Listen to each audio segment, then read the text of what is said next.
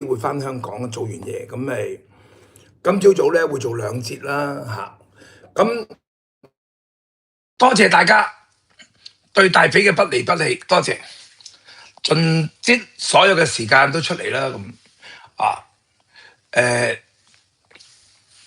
講兩個問題，第一，梅洛尼其實關教宗事，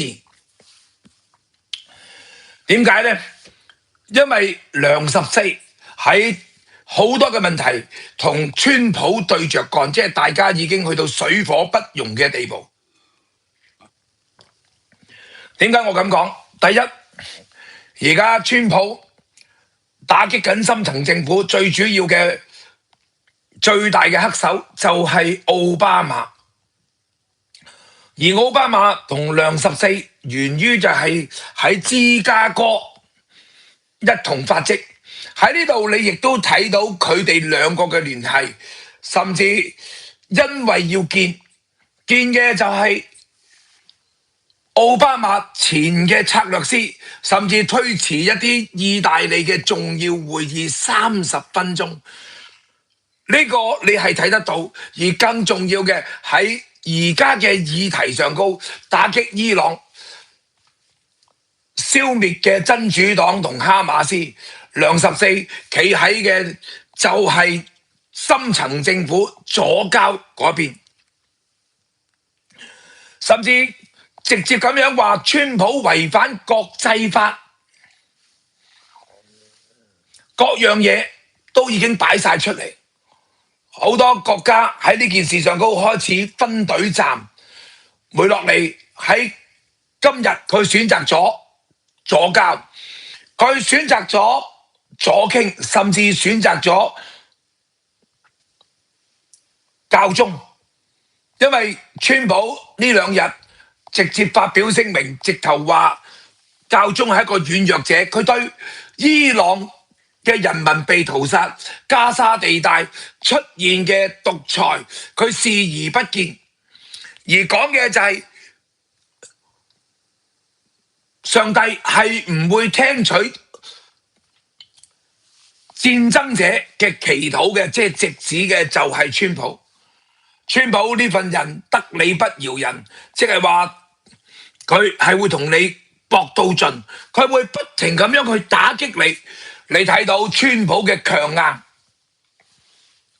尤其邊境問題，梁14佢講嘅，希望川普對邊境非法入境者，尤其拉丁裔人有同理心，希望佢接納佢哋，甚至唔能夠再縱容 ICE， 即係話非法特遣隊，即係入境嘅特遣隊，佢哋將佢哋進行遣返。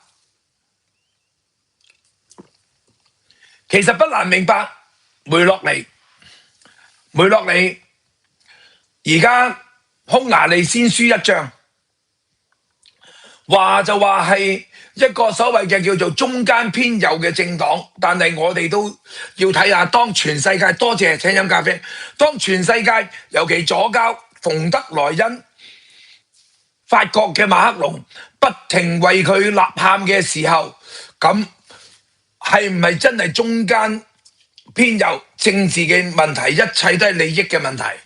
梅洛尼喺而家歐洲呢種左傾思想嘅時候，佢嘅保守主義開始動搖，川普開始對佢唔滿意。第一，佢唔好似高市早苗咁堅定，雖然唔能夠派遣嘅就係戰艦喺霍爾木茲嗰度執行掃蕩，但係喺外交上高，喺印度上高，喺巴基斯坦上高，甚至稀土，當然啦，仲有核電上高，印太上高，高市早苗係美國嘅堅定盟友。如果你以歐洲嚟計，真正同川普握手係其實就係波蘭同埋匈牙利。咁歐爾班落咗台，波蘭仲頂得住，但係你睇到梅洛尼開始搖擺不定，咁你話迫於形勢，大家要體諒係，但係喺大是大非最需要你嘅時候，你唔能夠發揮作用，咁對於川普嚟講，你仲有冇用？呢個先就係真實嘅。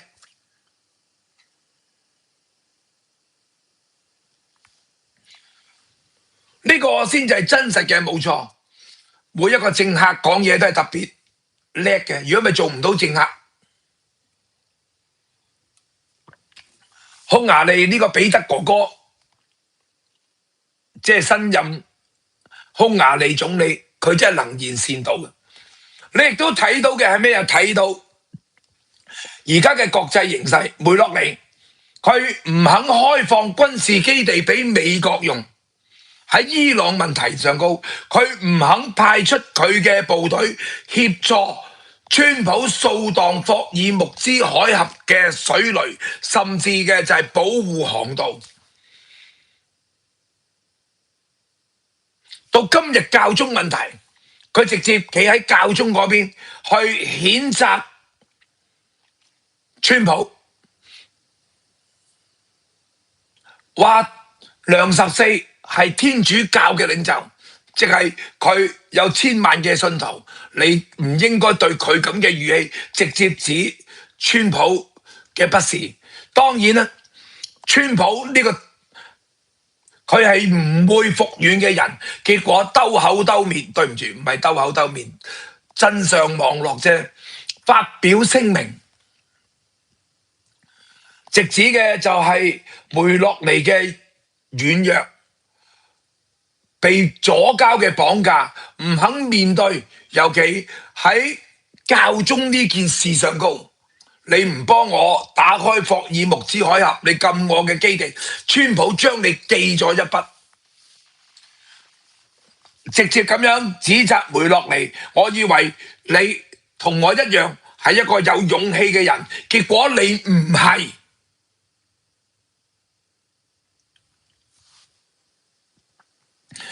當然啦，梅洛尼每一次講問題，譬如好似封禁空域，甚至空軍基地俾川普用嘅時候，你見到外長同埋國會即時出嚟為佢解話保駕護航，跟住今日又係即係話當川普重力咁樣還擊梅洛尼嘅時候，你呢啲算乜嘢盟友？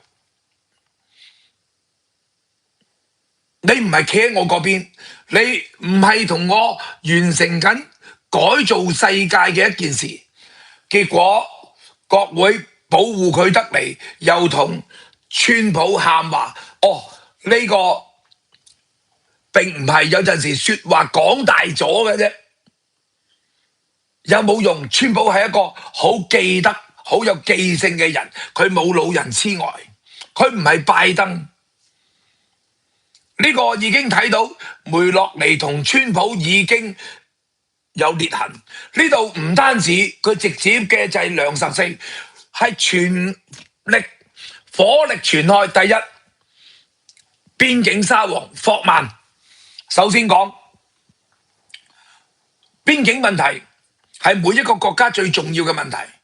當冇咁多邊境嘅事情發生，就會冇人口嘅販賣，冇毒品嘅泛濫，啲人亦都唔使好危險咁翻山越嶺嚟美國。梁十四話保護人權，保護拉丁人嘅安全，尤其非法入境者嘅時候，佢冇考慮到呢一點。霍曼佢係天主教徒，佢直接咁樣同你講，包括而家喺美國嘅天主教一啲所謂嘅宗派，亦都開始對梁十四炮轟。咁當然啦，萬斯喺呢個節點之前，伊朗問題和談嗰度佢取唔到進展，爭取表現嘅時候，不得不亦企出嚟，直指嘅都係同川普嘅講法，教宗你係軟弱嘅。你冇勇氣去面對，你對伊朗嘅人民被屠殺視而不見，你對委內瑞拉嘅問題你視而不見，你對加沙問題你視而不見，死咗咁多人，你冇為佢哋發聲。作為一個宗教領袖，係爭3個字冇講得出口嘅啫，就係你唔配，係爭呢3個字冇講出口。萬斯企喺度，大量嘅傾川普嘅宗教領袖為川普站台。咁當然啦，川普做錯咗一樣嘢，就係佢自比係耶穌，佢自喻嘅就係美軍。但係當反對嘅聲音，好多人攞呢件事講笑嘅時候，川普係一個識撤回公開道歉嘅人。作為全球最偉大嘅總統，佢知道呢一張嘅海報，呢一張人工智能嘅相，政治嘅不正確，佢係道歉，但係唔代表教宗可以亂咁嚟。結果霍曼又好，萬斯都好，喂，你政治歸政治，宗教歸宗教，可唔可以喺政治問題上高教宗你收聲呢？結果基於美國嘅強大壓力底下，教宗梁14佢正式出嚟講，呢句說話係極具指標意義，因為呢個亦都代表佢過去講到咁大，今日佢真係要跪喺度。佢話我哋係道德教化，我哋天主教出嘅聲明只不過係一個道德教導，唔係反駁你川普。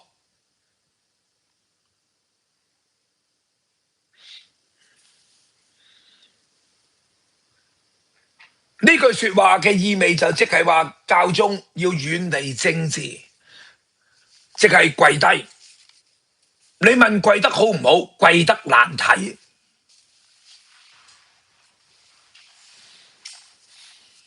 係咪啊？你呢個係道德教導咩？呢個擺到明就係你同奧巴馬深層政府嘅勾結。點解會咁樣？第一，整個拉丁美洲，佢哋大部分信奉嘅係乜嘢？天主教。拉丁美洲好多嘅國家都以天主教為主要嘅宗教。呢啲人佢哋走去美國，佢哋做非法入境者。對於教宗梁14嚟講，或者對於羅馬教廷嚟講，佢哋係基於就有幾多人嘅信徒，佢哋唔係真正嘅為人類謀幸福，就係我嘅影響力有幾大，好似選票一樣，因為越多人信，你嘅資源、你嘅錢就會越多，你能夠做嘅嘢就越大。而家嘅所謂嘅宗教，而家嘅天主教就係為呢一樣嘢。其實你睇到點解同中國傳教不惜同中共做交易？只不過習近平唔理你啫，情願犧牲嘅就係台灣。當日之前嘅教宗講到明，如果同中國正式宗教所有嘅恆常化、正常化嘅話，佢哋可以放棄台灣嘅傳道。咁你就知道天主教好似一盤生意咁，我究竟有幾多客？我嘅客源喺邊度？佢係有針對性去對呢啲咁嘅客源嘅。咁你就不難明白點解佢為保守非法入境者祈禱，點解不停咁樣同民主黨勾結，點解佢哋要針對川普落手？因為而家嘅拉丁裔嘅人，佢哋好渴望嘅去到美國，佢哋不惜走線冇風險，但係呢個就係佢嘅票源，呢個就係佢哋嘅天主教嘅一啲所謂嘅擁護者，所以佢講嘅嘢並不合理。最緊要就係政治正確，我越多人信，即使你受危難，即使你喺極權底下，只要你信天主教，佢乜嘢都可以唔計較，甚至販賣人口毒品，乜嘢都可以。但係當呢班非法入境者去到美國嘅時候，佢就變成咗民主黨嘅票倉。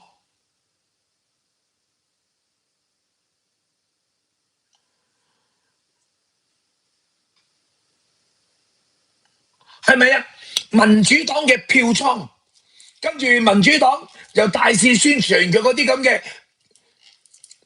宗教嘅思想，係咪啊？你睇到當日嘅大主教連乜嘢，連拜登嘅聖餐都唔俾佢領，你就知道呢班人做緊啲乜嘢。但係佢哋樂此不疲，因為選票最大，權力最大。而家教宗就喺呢一度。佢冇避開呢個風眼，直接參與呢一個所謂嘅政治遊戲。梅洛尼基於嘅就係羅馬教廷，實際上佢喺乜嘢？佢就喺意大利。但係如果你唔能夠直斥其非嘅，其實好大影響。乜嘢叫做雙重標準？梵蒂岡係一個國家，雖然佢方圓1公里，但係佢有邊境有圍牆。如果有人非法進入，即係所謂嘅非法入境者進入梵蒂岡，以前係罰款1000歐羅，而家係去到幾多錢啊？而家係去到以前係罰款1萬歐羅最高，而家喺2025年增加到嘅就係25000，你冇聽錯，25000，止唔止咁樣？如果你係一個罪犯，你喺度犯罪嘅話，佢會判你1年至4年嘅監禁。如果你係乜嘢？你呢啲咁嘅非法入境者，手提裏邊係有槍械或者襲擊，甚至嘅就係一啲汽車襲擊嘅事，係5年起跳。而更重要嘅就係禁止進入梵蒂岡15年。當你梵蒂岡你都有邊界，你都要有邊境嘅時候，跟住你叫美國垂低手放低手，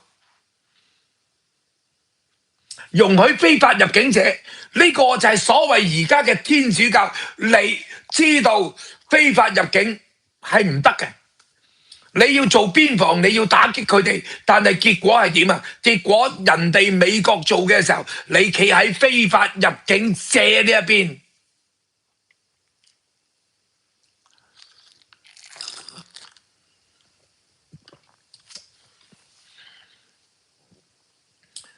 有句說話講得最好，當日主耶穌基督佢講，凱撒嘅歸凱撒，即係政治嘅歸政治，上帝嘅歸上帝，宗教嘅嘢歸宗教。過去政教合一，好似伊斯蘭，好似伊朗一樣。當你政教合一嘅時候，究竟帶來幾多嘅黑暗，帶嚟嘅係幾多嘅人類嘅災難？我哋記得嘅就係中世紀嘅黑暗時代，火燒女巫，甚至政教合一嘅時候，天主教嘅腐敗去到邊度？今日嘅梁14，每嘅唔係將人道，唔係將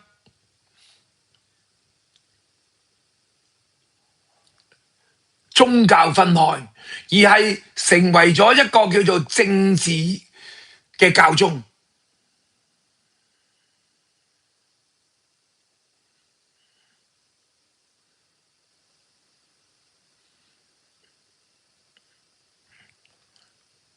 所以睇得到今日嘅天主教其實係改革嘅時候。